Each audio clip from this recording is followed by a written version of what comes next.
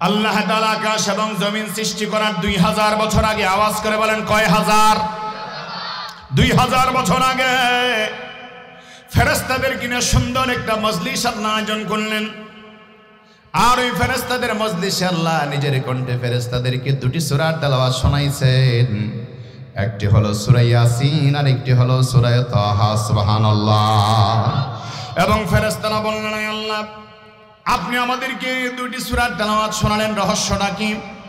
আল্লাহ তাআলা জবাব দিয়ে বললেন, আমার ফেরেশতারা দুইটি সূরাকে আমি আল্লাহ বড় ভালোবাসি। যে জাতিকে আমি আল্লাহ সবচাইতে বেশি ভালোবাসবো, ওই জাতিকে আমি আল্লাহ দুটি সূরা দান করব। সুবহানাল্লাহ। তার মানে কোরআনে কারীমের দুইটি সূরাকে আল্লাহ আমাদের জন্য দান করেছেন। আমরা খুশি না বেজার? এ মুসলমান কথা বলেন, খুশি না বেজার?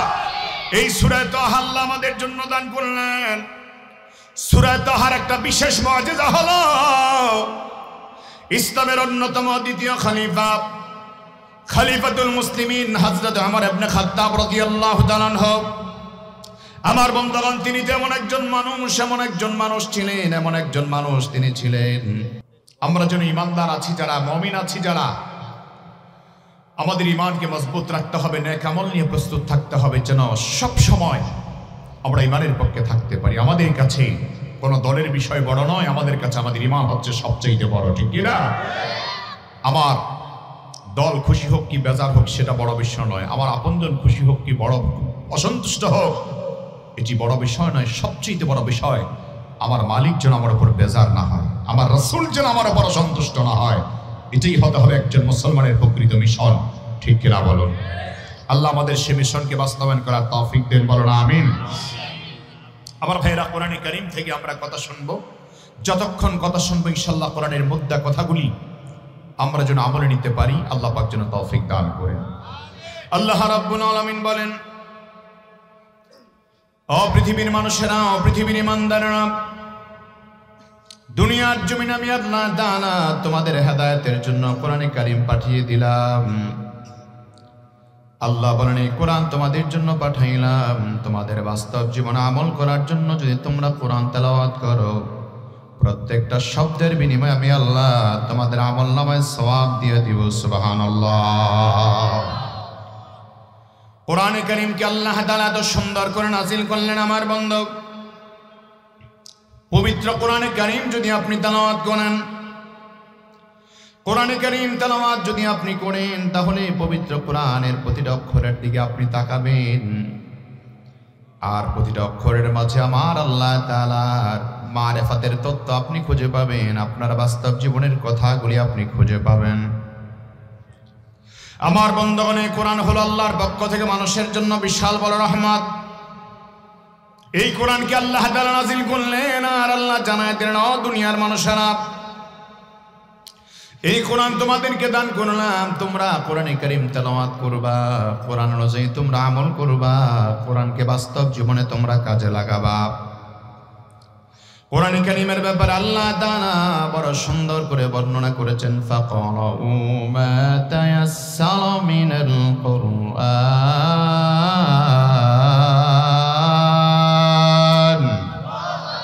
আল্লাহ বলেন, ও দুনিয়ার ইমানদারেরা,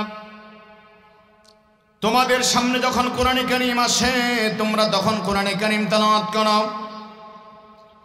আর কোরআনে কারীম খুলে খুলে তুমি যখন তেলাওয়াত করবা, পুরা কোরআন না পারলেও যেখানে কোরআনের সহজ সহজ সূরাগুলি আছে, ওই সহজ সহজ সূরাগুলি তুমি তেলাওয়াত করো। কারণ আমার বন্ধু, যদি আপনি কোরআনে কারীম তেলাওয়াত করেন, তাহলে আমার আপনার আমলনামায় সওয়াব আছে না নাই? কথা বলেন, আছে না নাই? এই কোরআন তো এমন কালাম, এমন কালাম, এমন এক কালাম, আপনি যদি আল্লাহর কোরআন তেলাওয়াত করেন, তাহলে প্রতি শব্দের বিনিময়ে আল্লাহ আপনার আমলনামায় 10 টাকা করে নেকি দান করবে। আর যদি রমজানে তেলাওয়াত করেন আপনি কোরআন, তাহলে প্রতি শব্দের বিনিময়ে আল্লাহ 700 করে নেকি আপনার আমলনামায় দিয়ে দিবে। সুবহানাল্লাহ। শুধু তাই নয়, কোরআন আল্লাহ তাআলা আমার আপনার জন্য নাযিল করলেন। এই কোরআন যদি আপনি তেলাওয়াত নাও করতে পারেন, আপনার সন্তান যদি কোরআন পড়তে পারে, আপনার ছেলেকে, আপনার মেয়েকে বলবেন, তুমি আমাকে কোরআন তেলাওয়াত করে শোনাও। আল্লাহ তাআলা বলে আপনি কোরআন তেলাওয়াত করতে পারেন না, আপনার বাচ্চাও যদি কোরআন তেলাওয়াত করে আপনাকে শোনায়, ওই বাচ্চার আমলনামায় যেই পরিমাণ সওয়াব হবে ওই পরিমাণ সওয়াব আপনার আমলনামায় দান করে দিবেন কে? আল্লাহ তাআলা কোরআনে পাকে বলেন ওয়াইদা কুনিয়াল কুরআনু ফাসতামিউ লাহু ওয়া আনসিতু লাআল্লাকুম তুরহামুন।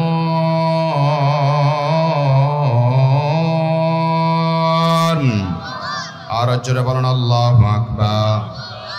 আল্লাহ বলেন ও দুনিয়ার ইমানদারেরা, তোমাদের সামনে যখন কোরআনে কারীম তেলাওয়াত করা হয় তোমরা মনোযোগ দিয়ে শুনবে এবং চুপ থাকবা। লাআল্লাকুম তুরহামুন, যত বেশি মনোযোগ দিয়ে তোমরা কোরআনে কারীম শুনবা তত বেশি রহমত পাঠায় দিবেন কে? এজন্য কোরআন আছে যেখানে রহমত আছে, কোরআন নাই যেখানে রহমত নাই। আমার বন্ধুগণ, এজন্য কোরআনের রহমত আর বরকত যদি পেতে হয় কোরআনকে শুধুমাত্র ঘরের মধ্যে আটকিয়ে রাখলে হবে না, কোরআনকে জাতীয় পর্যায়ে নিয়ে যাওয়ার দরকার আছে না? কারণ কোরআনের বিধান যদি সব জায়গায় বাস্তবায়ন হয়ে যায় সব জায়গায় শান্তি দান করবেন কে?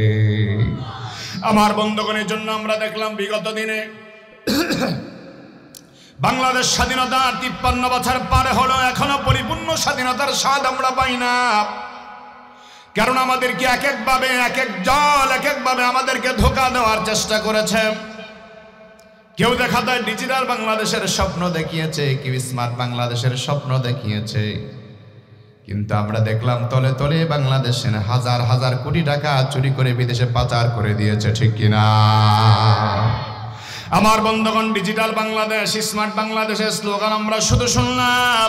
ও আমার বন্ধুগণ, বাস্তব জীবনে আমরা যদি বাংলাদেশকে সুন্দর সুখী সমৃদ্ধশালী বাংলার জমিন গঠন করতে হয়, আগামী দিনের মিশন আমাদের একটাই, আমরা মুসলমান, আমার বাংলার জমিনে আমরা আল্লাহর জমিনে আল্লাহর দ্বীনের শাসন আমরা চাই।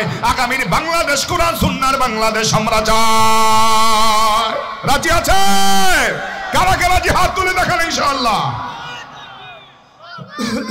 নারায়ে তাকবীর। এটা প্রতিটা মুসলমানের স্বপ্ন হওয়া উচিত। আমি মুসলিম, আপনি মুসলিম, পৃথিবীর কোন বানোয়াটি সংবিধান আমার মুসলমানের জন্য চলতে পারে না। আসতে বলবেন না, জোরে বলেন ঠিক কি না? আমার আপনার সংবিধান আল্লাহ দিয়েছেন, সেই সংবিধানের নাম কি? জোরে বলেন, সেই সংবিধানের নাম কি?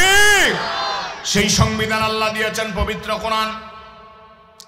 আমার বন্ধুগণ, এই জন্য ডিজিটাল স্মার্ট বাংলাদেশ স্লোগান আমরা শুনলাম। ডিজিটাল বাংলাদেশ আর স্মার্ট বাংলাদেশের স্লোগান দিয়া কত মানুষ স্টেজ ভাঙ্গিয়াও জমিনে পড়ছে তার কোনো হিসাব নাই। কিন্তু আমার বন্ধু, ডিজিটাল বাংলাদেশ আর কত শুনবে, স্মার্ট বাংলাদেশ আর কত শুনবো? আমরা আগামী দিনে চাই কোরআন হাদিসের বাংলাদেশ, ঠিক কিনা?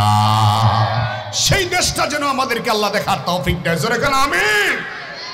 আমার প্রিয় বন্ধুগণ, আমার প্রিয় ভাইয়ারা, এই জন্য আল্লাহ রাব্বুল আলামিন কোরআনে কারীম আমার আপনার জন্য পাঠালেন। আর আল্লাহ বলেন, ও দুনিয়ার মানুষেরা, তোমাদের জন্য কোরআনে কারীম পাঠায়া দিলাম। এই কোরআনে আল্লাহ তাআলা অনেক সূরা দান করলেন। যদি আপনি বড় বড় সূরা পড়তে না পারেন, আপনি ছোট ছোট সূরাগুলি আপনি তেলাওয়াত করবেন। কোরআনের ছোট্ট সূরা সূরা ইখলাস যদি আপনি পাঠ করেন, আপনাকে 10 পারা কোরআনের সওয়াব আল্লাহ আমলনামায় দান করে দিবেন। সুবহানাল্লাহ। 10 পারা কোরআনের সওয়াব সূরা ইখলাসে পাওয়া যায়। আমার কথা নয়, রাসূল করিম সাল্লাল্লাহু আলাইহি সাল্লাম সহিহ বুখারীতে বর্ণনা করেছেন, ইন্নাহা লাতাদিলু সুলুসাল কুরআন, নিশ্চয়ই সূরাতুল ইখলাস কোরআনে কারীমের 10 পারার সমান, 3 ভাগের 1 ভাগের সমান। যদি আপনি 2 বার পড়েন 20 পারা কোরআনের সওয়াব আল্লাহ আপনার আমলনামায় দান করবে। 2-3 বার পাঠ করলে 30 পারা কোরআনের সওয়াব দিয়ে দিবেন কে? জোরে করে আল্লাহু আকবার। তাহলে সময় পাইলে মানুষের গীবত সমালোচনা না করে কোরআনের সূরা ইখলাস পড়ার দরকার আছে না নাই? যত আপনি পড়বেন তত আপনার র্যাঙ্কিং বানায় দিবেন আল্লাহ, মর্যাদা আল্লাহ আপনার বাড়াবেন। শুধু তাই না আমার বন্ধুগণ, সময় পাইলেন 3 বার সূরা ইখলাস পড়লেন, আপনার আমলনামায় 1 খতম কোরআনের সওয়াব লেখা হলো।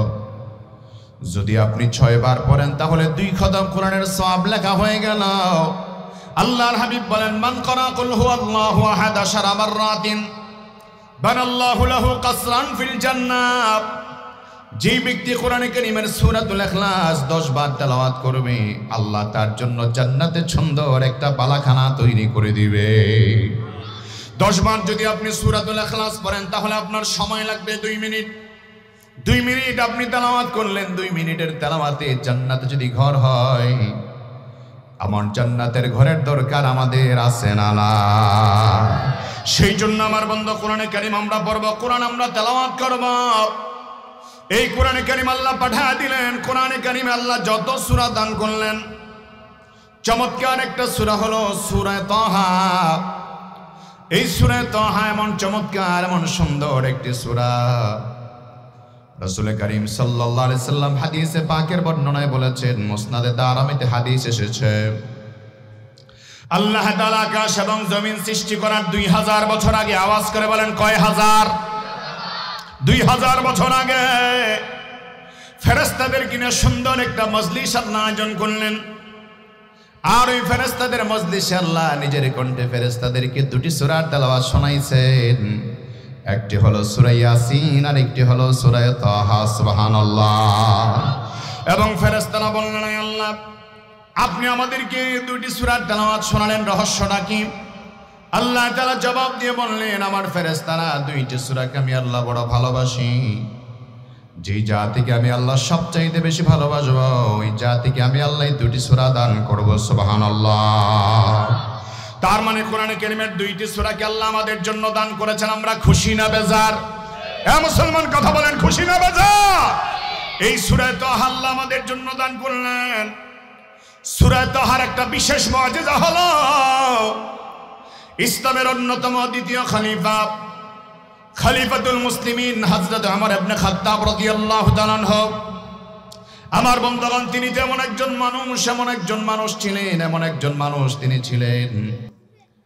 হযরত ওমর যখন কাফের ছিলেন, কাফেরদের সবচেয়ে বড় লিডার ছিলেন হযরত ওমর। সবচেয়ে বড় বীর ছিলেন হযরত ওমর ইবনে খাত্তাব রাদিয়াল্লাহু তাআলা আনহু। মক্কার জমিনে বড় বড় কাফের বেঈমানরা দারুন নাদওয়া মিটিং করে পরামর্শ করল, মুহাম্মদ সাল্লাল্লাহু আলাইহি ওয়াসাল্লামের গর্দান যে ব্যক্তি এনে দিতে পারবে, তার জন্য 100টা লাল ওট পুরস্কার দেওয়া হবে। জোরে কোন নাউযুবিল্লাহ। আমার ভাইরা, মুহাম্মদ সাল্লাল্লাহু আলাইহি ওয়াসাল্লামের গর্দান এনে দিতে পারলে কত ওট দিবে? 100 লাল ওট দিবে। এখনকার যুগেও সেই আবু জাহেলের কিছু দোসর পাওয়া যায়, আলেমের মাথায় এনে দিতে পারলে 10 লক্ষ টাকার পুরস্কারের ঘোষণা দেয়।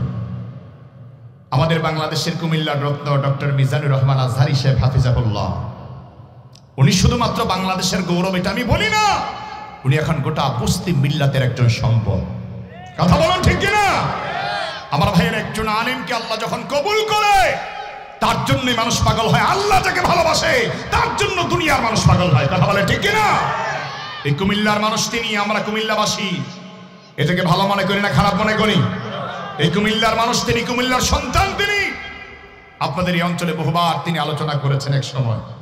এখন তো এ নিয়ে জায়গাও দিতে পারবেন না, চিন্তাও করা যায় না, এত বড় মাঠও আমরা তৈরি করতে পারবো না। কথা বলেন ঠিক কিনা? বন্ড থেকে 20 লক্ষ মানুষের সমাগম হয়, হিমশিম খেতে হয় ওনার প্রোগ্রামকে অ্যারেঞ্জমেন্ট করতে গিয়ে। আমার ভাইয়েরা, যে মানুষটি এতটা জনপ্রিয়, গোটা দুনিয়ার মানুষের কাছে এতটা জনপ্রিয়, মুসলিম মিল্লাতের কাছে জনপ্রিয়, আর ওনার মাথা কেটে এনে দিতে পারলে, 3 টুকরা করতে পারলে, তথাকথিত এক পীর সাহেব ঘোষণা দিয়েছে 10 লক্ষ টাকা পুরস্কার দিবে। নাউজুবিল্লাহ বলবেন না? একজন মুসলমানকে আরেকজন মুসলমানের কল্লা কেটে দিতে পারে? কথা আওয়াজ করে বলেন, কল্লা কাটতে পারে? আমি তো বলবো মুসলমান সেই যুগের আবু জাহেল এখনো আছে। এগুলি লেবাসদারি মুসলমান, এগুলি আসলে আবু জাহেলের উত্তরসূরি। কথা বলেন ঠিক কিনা? না হয় একজন মুসলমান আরেকজন মুসলমানের গর্দান কাটার কথা বলতে পারে? ওই যুগের যেমন স্বৈরাচারী আচরণ ছিল, সন্ত্রাসী আচরণ ছিল, এখনকার যুগেও লেবাসদারি কিছু সন্ত্রাসী আছে, কুরআন হাদিসের হক কথা বললে তাদের গায়ের মধ্যে লেগে যায়। আমরা দেখতাম তাসলিমা নাসরিনের গা জ্বলে যদি আলেমদের কথা শুনে। তাসলিমা নাসরিন আল্লামা দেলোয়ার হোসেন সাইদী রাহমাতুল্লাহর বক্তব্য শোনার পরে তার মেজাজ গরম হতো। মাহফিলে মানুষ দেখলে তার মেজাজ গরম হয়ে যায়। আমার বন্ধুগণ, এখনকার যুগে কিছু ভণ্ডদের মেজাজ গরম হয়। আমি বলতে পারি মানুষ ভুলের ঊর্ধ্বে নয়, আল ইনসান মিনাল নিসিয়ান। মানুষ ভুলের ঊর্ধ্বে কেউ নয়। আমার ভুল হতে পারে, আপনার ভুল হতে পারে, ভুল হওয়াটাই মানুষের স্বভাব। কথা বলুন ঠিক কিনা? ভুলের ঊর্ধ্বে কেউ নয়, সে যে কেউ হোক না কেন মানুষ ভুল হতে পারে, একমাত্র নবী রাসূল ছাড়া। সুতরাং ভুল হলে আপনি তাকে সংশোধন করে দিতে পারেন। আল মুমিনু মিরআতুল মুমিন হিসাবে আপনি তার সংশোধনী কথা বলতে পারেন, ধরায় দিতে পারেন, কিন্তু তা না বলে গর্দান কেটে দেওয়ার কথা যদি বলে তাহলে বুঝতে হবে সেই যুগের আবু জাহেল আজকের যুগে পাওয়া গেছে। কথা বলেন ঠিক কিনা? এদেশের মুসলমান উলামায়ে কেরামদের সাথে থাকার দরকার আছে না নাই? একজন উলামায়ে কেরামের ইজ্জত যদি কেউ বিনষ্ট করতে চায় স্বাধীন বাংলার বুকে, আমরা মুসলমান কখনো বরদাস্ত করব না, করব না, করব না। ঠিক কি না? আমার ভাইয়েরা, আবু জাহেল ঘোষণা দিল মুহাম্মদ সাল্লাল্লাহু আলাইহি ওয়াসাল্লামের গর্দান আনতে পারলে 100 ডলার পুরস্কার দিবে। নবী মুহাম্মদ সাল্লাল্লাহু আলাইহি ওয়াসাল্লাম কি সাধারণ কোনো মানুষ? ওনার গর্দান কাটা যাবে? কে কাটবে তার গর্দান? কে কাটবে তার গর্দান? তৎকালীন সময় আবু জাহেল ডাক দিয়ে বললেন, গর্দান কাটার জন্য একজন সাহসী মানুষ আমার তোর পরিবারে দরকার। দারুন নাদওয়ায় গর্দান কাটার জন্য এমন একজন যুবকের দরকার যে যুবক মুহাম্মদ সাল্লাল্লাহু আলাইহি সাল্লামের গর্দান কেটে আনবে। বারবার ঘোষণা দেওয়ার পর কোনো যুবক দাঁড়ালো না। একজন যুবক সাহস করে দাঁড়ায় গেল, যেই যুবকের নাম হলো ওমর ইবনে খাত্তাব, মক্কার খাত্তাবের ছেলে ওমর। আবু জাহেল বলল, তাহলে এটাই ঠিক আছে, ওমর ছাড়া মুহাম্মদ নবীর গর্দান কেউ কেটে আনতে পারবে না। মুহাম্মদ সাল্লাল্লাহু আলাইহি সাল্লাম গর্দান কাটার জন্য, রাসূলুল্লাহর গর্দান কাটার জন্য ওমর হলো একদম পারফেক্ট মানুষ। ওমর ছাড়া নবী মুহাম্মদ সাল্লাল্লাহু আলাইহি সাল্লামের গর্দান কেউ কাটতে পারবে না। খোলা তরবারি হাতে নিয়ে রওনা হয়ে গেল। মুহাম্মদুর রাসূলুল্লাহ সাল্লাল্লাহু আলাইহি সাল্লামের গর্দান কেটে আনবে। প্রতিমধ্যে একজন সাহাবী, নতুন সাহাবী হযরতে নাঈম রাদিয়াল্লাহু তাআলার সাথে সাক্ষাৎ হয়ে যায়। নাঈম ওমর তরবারি হাতে নিয়ে মেজাজ গরম করে, কই যাও? বলে, নাঈম কোথায় যাও? নাঈম ডাক দিয়ে বলে, ওমর কোথায় যাও? ওমর ডাক দিয়ে বলে, তুমি কি জানো না মুহাম্মদ সাল্লাল্লাহু আলাইহি সাল্লামের গর্দান কেটে আনতে পারলে 100 ডলার পুরস্কার পাওয়া যাবে। আমি মুহাম্মদ রাসূলুল্লাহর গর্দান কেটে আনতে চাই। হযরত নাঈম ডাক দিয়া কয়, তুমি কি খবর রাখো নাকি? তোমার পরিবারের মধ্যেই তো আগুন লেগে গেছে। জোরে কান আল্লাহু আকবার। তোমার পরিবারে তোমার বোন এবং ভগ্নিপতি দুইজন মুসলমান হয়ে গেছে। হযরত ওমর বলে, ব্যাপারটা কি বাস্তব নাকি? বলে, হ্যাঁ বাস্তব। মুহাম্মদ সাল্লাল্লাহু আলাইহি সাল্লামের প্রতি ঈমান এনে কালিমা পড়ে মুসলমান হয়ে গেছে আমার বোন এবং ভগ্নিপতি। তুমি খবর পাইলা কেমনে? বলে, যায় দেখো না। ঘটনা চক্রে হযরত ওমর চলে গেলেন নিজের বোনের বাড়িতে। যাওয়ার পরে দরজায় দাঁড়ায় গুনগুন কণ্ঠের একটা আওয়াজ হযরত ওমর শুনতে পেয়েছিল। এই আওয়াজটাই হযরত ওমরের হৃদয়ের মধ্যে এমন ভাবে আঘাত করে দেয়। দরজা ভেঙে ভিতরে ঢুকলেন ওমর। দরজা ভেঙে ভিতরে ঢুকার পরে বোনকে গিয়ে দেখেন বোন কোরআনে কারীম পড়তেছে। জোরে কান আল্লাহু আকবার। বোনের তেলাওয়াত শোনার পরে হযরত ওমর ডাক দিয়া কয়, বোন রে, খবর পাইলাম তুই নাকি মুসলমান হয়ে গেলি। হযরত ওমরের বোন ফাতেমা ডাক দিয়া বলে, তোমার কাছে মিথ্যা বলে লাভ নাই। মুসলমান কখনো মিথ্যা কথা বলতে পারে? আমি মুসলমান হয়েছি, আমার স্বামীও মুসলমান হয়ে গেছে, আমরা দুইজন মুসলমান হলাম, বলার কি আছে বলো? এমন সময় হযরত ওমর বলে, সময় দিলাম মাত্র কয়েক মিনিট, তুমি কালিমা ছেড়ে দাও, ইসলামটা তুমি ছেড়ে দাও। এই কথা বলার পরে হযরত ওমরের বোন ফাতেমা ডাক দিয়ে বলে, তুমি আমার সময় দিতে পারবা, কিন্তু ইসলাম কোনোদিন আমি ছাড়বো না। যে ইসলাম আমার কলিজায় ঢুকলো সেই ইসলাম আমি কোনোদিন ছাড়বো না। মুহাম্মদ সাল্লাল্লাহু আলাইহি সাল্লামের প্রতি ঈমান কখনো আমি রহিত করব না। এই কথা বলার পরে হযরত ওমর রাদিয়াল্লাহু তাআলা আনহুর মেজাজ এত গরম হয়ে গেল। হযরত ওমর তরবারি উল্টা পিঠ দিয়া বোনের শরীরে একের পর এক আঘাত করতে লাগলো, আঘাতে আঘাতে জর্জরিত করতে লাগলো। হযরত ওমর যখন আঘাত করে তখন ওনার স্বামী ভগ্নিপতি তার তাকায় তাকায় দেখতেছেন। ভগ্নিপতি নিজের স্ত্রীকে বাঁচাবার জন্য যখন সামনের দিকে হাত বাড়ায়, নিজের ভগ্নিপতির উপর আঘাতের পরে আঘাত করতেছে। আঘাতে আঘাতে দুইজনকে জর্জরিত করে দিল। বোনের শরীর ফাইটা রক্তগুলি বের হয়। হযরত ওমর দেখতেছে ভগ্নিপতির শরীর ফেটে রক্তগুলি বের হচ্ছে, চামড়া ফেটে রক্তগুলি বের হচ্ছে। তারপরও তারা কালিমার প্রতি বিন্দু পরিমাণ বিরূপ ভাব প্রকাশ করে নাই, বরং তারা নির্যাতন সহ্য করার পরেও তারা আল্লাহকে ডাকতেছে, আল্লাহকে ডাকতেছে, কালিমা পড়তেছে। কারণ ইমানের পাওয়ার তেমন একটা পাওয়ার, ইমানের জ্ঞান এমন একটা জ্ঞান যার কলিজে ঈমান একবার ঢুকে যায় হাজারো চেষ্টা করলে ঈমান কখনো বের করা যায় না, ঠিক কিনা? আমার বন্ধুগণ, আমার ভাইয়ারা, হযরত ওমরকে যখন আঘাত করে, বোন ফাতেমাকে আঘাত করে, আমার বোনের শরীর থেকে রক্তগুলি বের হয়। হযরত ওমরের বোন ডাক দিয়ে বলে, রে ভাই, যত বড় মারো, যত বড় মারো, যত বড় মারে মারো, যত মারাই মারো না গেল, যেই নবীর প্রতি ঈমান আনলাম সেই নবীর প্রতি ঈমান কখনো আমি ছাড়বো না। এই কথা বলার পরে হযরত ওমরের মেজাজ গরম হয়ে যায়। হযরত ওমর আরো বেশি মারে, যত মারে, যত আঘাত করে, তারপরেও হযরত ওমরের বোন বিন্দু পরিমাণ মাথা নত করে না। হযরত ওমরের বোন নিষ্পাতের মতো দাঁড়িয়ে থাকে। আমার বন্ধুগণ, কঠিন অবস্থা পুরো পর্যবেক্ষণ করার পরে, অনেকক্ষণ পর্যন্ত আঘাত করার পরে ওমরের মেজাজ যখন একটু শান্ত হয়ে গেল, হযরত ওমর একটা জায়গায় বসে বসে চিন্তা করে, আমি আমার বোনকে মারলাম, ভগ্নিপতিকে মারলাম, ওদের কি ঈমান থেকে টালাইতে পারলাম না, বিন্দু পরিমাণ হালাতে পারলাম না, এটা কেমন ঈমান, কেমন ইমাম, আমার একটু দেখার দরকার। হঠাৎ করে মনে পড়ে গেল দরজার সামনে দাঁড়ায় গুনগুন কণ্ঠের আওয়াজ তিনি শুনেছিলেন। আর এমন সময় হযরত ওমর ডাক ডাকায়, বোন, আমি তোমার দরজার সামনে যখন দাঁড়িয়েছিলাম, তোমাদের কণ্ঠের মাঝে গুনগুন আওয়াজ আমি শুনতে পেয়েছিলাম। কিসের আওয়াজ এটা আমি শুনলাম? হযরত ওমরের বোন ডাক দিয়া বলে, ওইটাই তো আল্লাহর পবিত্র কালাম, ওটাই তো আল্লাহর পবিত্র কোরআন। যেই মাত্র পবিত্র কোরআনের কথা বললেন, হযরত ওমর বলে, বোন রে, আমারে কি একটু কোরআনটা পড়ে শোনাইবা?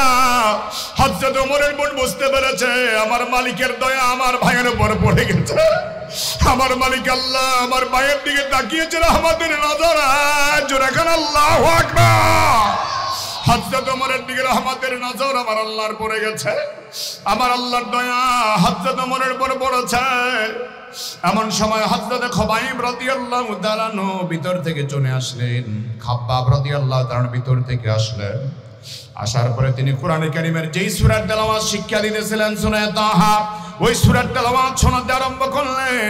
যেই মাত্র কোরআনে কারীমের সূরা তাহার তেলাওয়াত শোনাতে আরম্ভ করলেন, হযরত খাব্বাব যখন তেলাওয়াত করে, তাহা বানজালনা আলাইকাল কুরআনা লিতাশকা ইল্লা তাযকিরাতান লিমান ইয়াখশা তানজিলাম মিম্মান খালাকাল আরদা ওয়াস সামাওয়াতিল উলা। যেই মাত্র হযরত ওমরের কণ্ঠে, হযরত খাব্বাব রাদিয়াল্লাহু তাআলার কণ্ঠে তেলাওয়াত করতে আরম্ভ করলেন, তেলাওয়াতের মধ্যে এত মজা পায়, এত মজা পায়, এত মজা পায়। ওই তেলাওয়াত শুনতে শুনতে হযরত ওমর একবার আল্লাহর আওয়াজ শুনতে পেয়ে গেলেন, আল্লাহর পরিচয় পেয়ে গেলেন। ইন্নানি আনাল্লাহ লা ইলাহা ইল্লা আনা ফাবুদনি। যেই মাত্র আল্লাহর পরিচয় পেয়ে গেলেন, হযরত ওমর কান্না বিজড়িত কণ্ঠে ডাক দিয়া বলেন, হযরত ওমর ডাক দিয়া বলেন, আর তেলাওয়াতের দরকার নাই খাব্বাব, তেলাওয়াত বন্ধ করে দাও, বন্ধ করে দাও, আমাকে নিয়ে চলো রাহমাতুল লিল আলামিন নবীর দরবারে। আমি রাসূলুল্লাহর হাতে হাত দিয়া এই মুহূর্তে কালিমা পড়ে মুসলমান হয়ে যাব। হযরত ওমর রাদিয়াল্লাহু তাআলা মুসলমান হবেন। যেই মাত্র সিদ্ধান্ত নিলেন, বোন ফাতেমা রাদিয়াল্লাহু তাআলা আনহা বোন ভাইকে ডাক দিয়ে বলেন, ও আমার প্রিয় ভাই, মুসলমান যদি হতে চাও তাহলে পবিত্র হওয়া লাগবে। তুমি মুসলমান হওয়ার জন্য পবিত্র হয়ে যাও। পবিত্রতা অর্জন করে রাসূলুল্লাহ সাল্লাল্লাহু আলাইহি সাল্লামের দরবারে নিয়ে যায়। আল্লাহর হাবিবের দরবারে যখন হযরত ওমর রাদিয়াল্লাহু তাআলা চলে যায়, হযরত ওমর যাওয়ার পরে রাসূলুল্লাহ সাল্লাল্লাহু আলাইহি সাল্লাম আমির হামজা রাদিয়াল্লাহু তাআলার ঘরে তখন বসা মাত্র 40 জন সাহাবায়ে কেরাম নিয়ে। আমার নবী ঘরের বাইরে বের হতে পারে না, বেঈমানরা রাসূলকে বের হতে দেয় না, বেঈমানরা আল্লাহর হাবিবকে বের হতে দেয় না। আমার নবী মাত্র 40 জন সাহাবায়ে কেরাম নিয়ে বসা। চাচা আমির হামজার ঘরের মধ্যে বৈশা হযরতে রাসূল করিম সাল্লাল্লাহু আলাইহি সাল্লাম আল্লাহর কাছে দোয়া করে বলেন, আল্লাহ তুমি মক্কার 2 ওমরকে এক ওমরের হেদায়েত দিয়ে দাও। কারণ এক ওমরের নাম ছিল হযরত ওমর বিন খাত্তাব, আর আবু জাহেলের নাম ছিল ওমর ইবনে হিশাম। 2 ওমরের এক ওমরের হেদায়েত দিয়ে দাও। আল্লাহ পাক এই দোয়া কবুল করেছেন হযরত ওমরের জন্য। জোরে কান আল্লাহু আকবার। আমার ভাইয়েরা জোরে কান আল্লাহু আকবার। হযরত ওমর যখন ঘরের ভিতরে ঢুকেন, রাহমাতুল লিল আলামিন নবীর চেহারা মোবারকের দিকে তাকায়া হযরত ওমর রাদিয়াল্লাহু তাআলা রাসূলকে ডাক দিয়ে বলেন, পয়গম্বর, ইসলাম থেকে আর আমি দূরে সরে থাকতে চাই না, আমারে কালিমা পড়ায়া দেন, মুসলমান বানায়া দেন। হযরত ওমর ডাক দিয়া কয়, নবী গো, মুসলমান তো হইলাম, কালিমা তো বললাম, এখন আমার দায়িত্বটা কি আমার একটু বলে দেন। রাসূল ডাক দিয়া বলেন, ওমর, আমি বারবার চেষ্টা করলাম বাইতুল্লাহ শরীফে গিয়া আমার সাহাবীদেরকে নামাজ শিক্ষা দিতে, কিন্তু যতবার যাই ততবার তারা আমার ইট পাটকেল মাইরা বাইতুল্লাহর দুয়ার থেকে তারা আমার ঘরের উপর উঠে নারী মুড়ি চাপালা। যতবার আমি বাইতুল্লাহ যাই ততবার আমার বাইতুল্লাহ থেকে তারা দেয়। এর আমার মনটা চায় বাইতুল্লাহ শরীফের সামনে দাঁড়ায় এক ওয়াক্ত নামাজের আজান দিয়া নামাজটা আদায় করতে, সাহাবায়ে কেরামদেরকে নিয়ে জামাতে নামাজ আদায় করতে চাই। হযরত ওমর বলেন, রাসূল, ইসলাম যদি সত্য হয় তাহলে কালিমা পড়েছে, আর কোনো ভয় নাই, চলেন আমি আবার নিজে নেতৃত্ব দিব, আপনি রাসূলুল্লাহ সহ সাহাবায়ে কেরাম সহ সবাইকে নিয়ে জামাতে নামাজ আদায় করব। জোরে করে আল্লাহু আকবার। বেঈমানরা মনে করলো হযরত ওমর আসতেছে, মনে হয় খেলা জমে গেছে, কিন্তু একেবারে হযরত ওমর কয়, বেঈমানেরা, আমার নবীর গায়ে যদি একটা ফুলের বাড়িও দাও তোদের চামড়া কারোই থাকবে না, তোদের অবস্থান কারোই ঠিক থাকবে না। জোরে করে আল্লাহু আকবার। হযরত ওমর তেমন একজন ওমর যে ওমরের জন্য আল্লাহ তাআলা কোরআনে পাকে 25 জায়গায় আয়াত নাযিল করেছেন। শুধু তাই না, হযরত ওমরের সিদ্ধান্তকে আল্লাহ তাআলা অনেক বেশি পরিমাণ পছন্দ করতেন। হযরত ওমরকে আল্লাহ তাআলা এত সম্মান দিয়েছে, এত মর্যাদা দিয়েছে, পৃথিবীর 2/3 প্রধানমন্ত্রী, রাষ্ট্রপ্রধান আল্লাহ বানায় দিয়েছে। কোন আল্লাহু আকবার। তার মানে আমার বন্ধু হযরত ওমর যে সূরার তেলাওয়াত শুনে মুসলমান হলেন, ওই সূরার নাম কি? সূরা তাহা। আল্লাহ তাআলা এই সূরাতে আমার আপনার জন্য কি মেসেজ রাখলেন? আল্লাহ তাআলা বলেন, তাহা মা আনজালনা আলাইকাল কুরআন লিতাশকা ইল্লা তাযকিরাতান লিমান ইয়াখশা তাযীলাম মিম্মান খালাকাল আরদা ওয়াস সামাওয়াতিল উলা। আল্লাহ বলেন, হে নবী মুহাম্মদ সাল্লাল্লাহু আলাইহি সাল্লাম, তাহা, আমার রাসূলকে আল্লাহ পাক স্পেশাল নাম দিয়েছেন তাহা, বাশীরা নাযীরা খাবীরা। রাসূলুল্লাহ সাল্লাল্লাহু আলাইহি সাল্লাম স্পেশাল নাম আল্লাহ পাক নির্বাচিত করেছেন, তাহা, ইয়াসিন, মুসাব্বিল, মুদ্দাথির। চরকান আল্লাহু আকবার। মুফাসসিরিনে কেরাম বলেন, আল্লাহ তাআলা এখানে রাসূলকে নাম দিলেন তাহা, তার মানে হে মুহাম্মদ সাল্লাল্লাহু আলাইহি ওয়াসাল্লাম, মা আনজালনা আলাইকাল কুরআন লিতাশকা, আপনি রাসূলের প্রতি আমি আল্লাহ কোরআন এই জন্য নাযিল করিনি, আপনি রাসূল দাঁড়ায় দাঁড়ায় কষ্ট করবেন, বাইতুল্লাহ একা একা নামাজ পড়ে পা ফুলে ফেলবেন, আপনি শুধু কোরআনে কারীম নিয়ে কষ্ট করবেন, এই জন্য আমি আল্লাহ কোরআন আপনার জন্য দেই নাই, বরং আমি আল্লাহ কোরআন নাযিল করলাম কেন? আল্লাহ বানিল্লা তাযকিরাতান লিমান ইয়াখশা, যাদের অন্তরে আমার ভয় আছে তারা কোরআনের উপদেশ মানবে।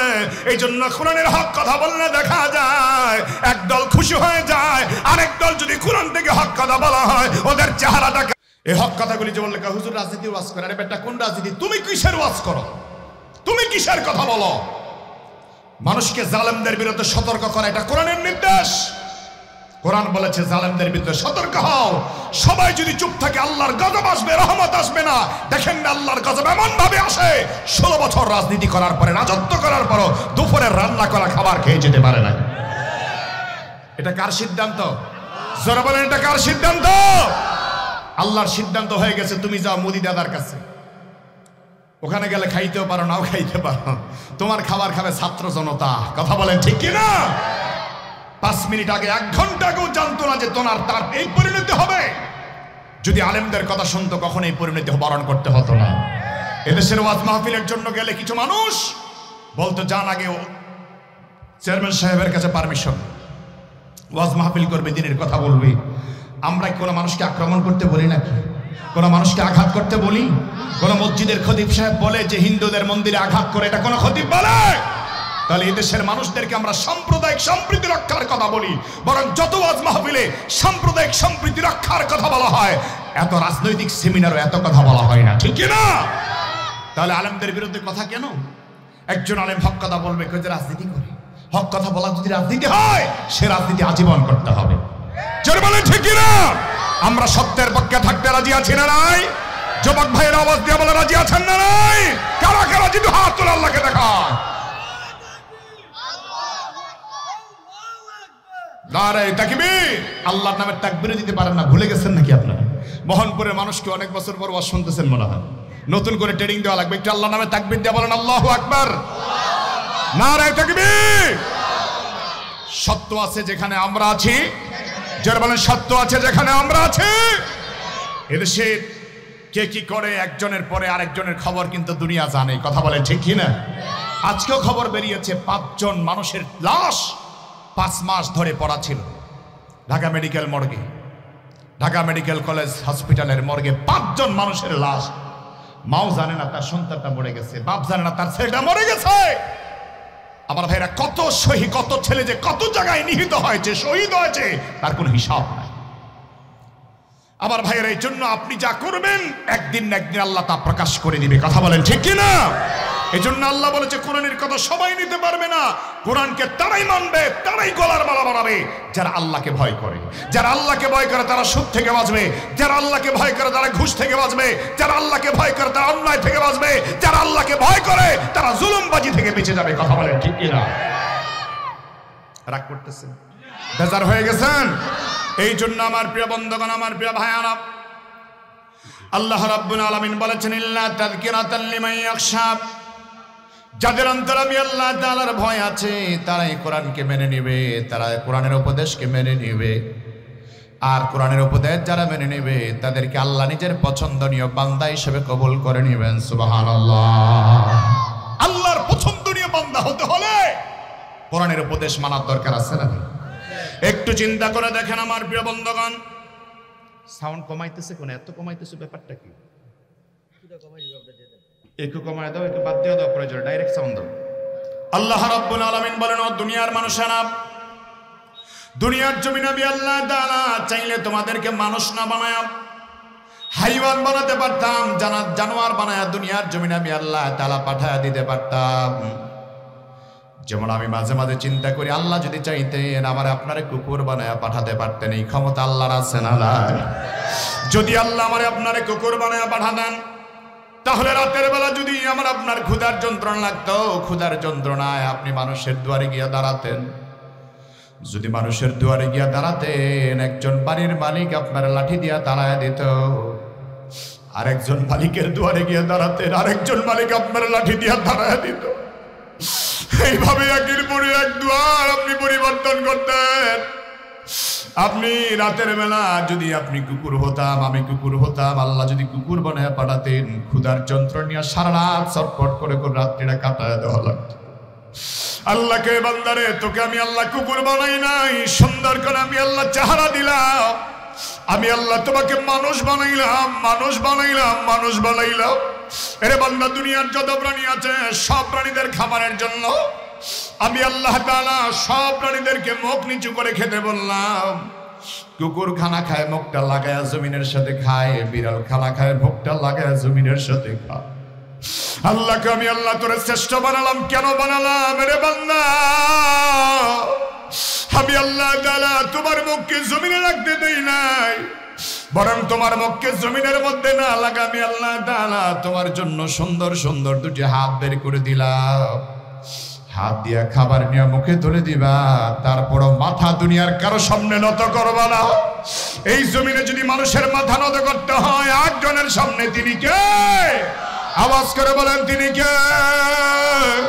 আল্লাহ বলেন, বান্দা দুনিয়ার জমিনে মানুষের জন্য আমি আল্লাহ সব মানুষের জন্য ক্যাটালগ দিলাম, মানুষ কেমনে চলবে তার ক্যাটালগ দিলাম আমি আল্লাহ, পবিত্র কোরআন। এই কোরআন তোমরা যদি মানতে পারো বান্দা, দুনিয়াতেও সুখ সমৃদ্ধির জীবন পাবা, আখিরাতেও সফলতার জীবন তোমরা পেয়ে যাবা।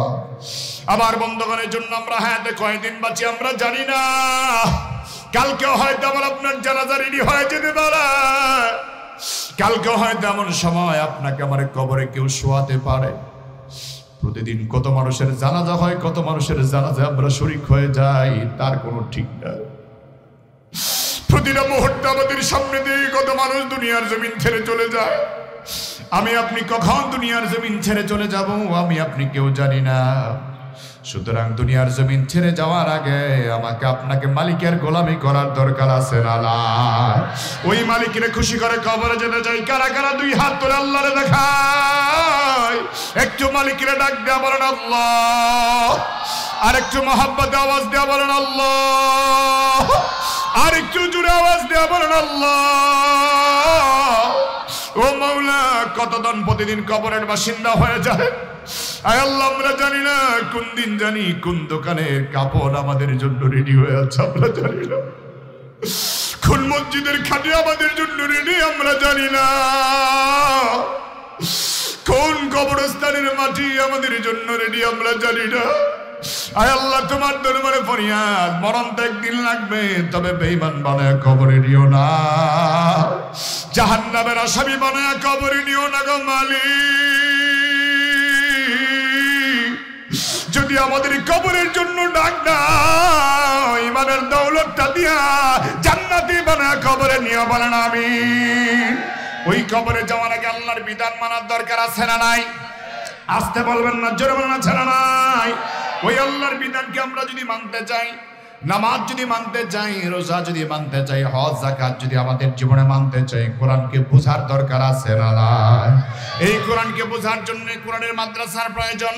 আমার বন্ধুগণ, এই মাদ্রাসাটা অনেক দিন পর্যন্ত, বেশ কিছুদিন যাবত যদিও আমার বন্ধু ভালোভাবে চলে নাই, আমরা দোয়া করি আল্লাহ পাক যেন এই সুন্দর পরিবেশের মাদ্রাসাটা কিয়ামত পর্যন্ত কবুল করে নেয়, জোরে কানা আমিন। এই মাদ্রাসাকে আল্লাহ যেন কবুল করে, জোরে কানা আমিন। দুনিয়ার জমিনে যত মাদ্রাসা আছে, যত দিনই শিক্ষা, ল্যাংড়া হাঁটতেছে, অন্ধ মানুষ আবার ল্যাংড়া, তো ল্যাংড়া কেমনে হাঁটে, অন্ধ মানুষ কেমনে ভিক্ষা করে, কেমনে হাঁটে, এটা সে কৌতুক করে দেখাইছে। ল্যাংড়া মানুষটার মনে কষ্ট চলে গেছে, কষ্ট গেছে। ল্যাংড়াটা আল্লাহর কাছে কয়, আল্লাহ আমার যে ব্যঙ্গ করতেছে, আল্লাহ বিচারটা তোমার কাছে দিলাম, তুমি তার বিচারটা করো। কিছুদিন পরে তার স্ত্রী গর্ভবতী হয়েছে, তার গর্ভে আল্লাহ পাক একটা সন্তান দিয়েছে, ল্যাংড়া আবার অন্ধ। বিচার করার মালিককে আওয়াজ করে বলেন কে? আপনি যে আজকে একজনের ল্যাংড়া দেখে ভেঙ্গাইতেছেন, আপনি যে কালকে ল্যাংড়া হবেন না তার কোনো নিশ্চয়তা আছে? ওই ল্যাংড়া ছেলে হয়েছে কেন, অন্ধ ছেলে হয়েছে কেন, এই ছেলেকে তিনি দেখতে পারতেন না। স্ত্রীকে বলছে, আমি যখন বাড়ির থেকে বের হয়ে আসবো তখন যেন আমার ছেলে আমার সামনে না থাকে, কারণ এই অফায়াকে দেখে আমি বাহিরে যেতে চাই না। যদি নাউজুবিল্লাহ, আবার বাহির থেকে আসলে ছেলে যেন আমার সামনে না, ছেলেকে আমি দেখতে চাই না।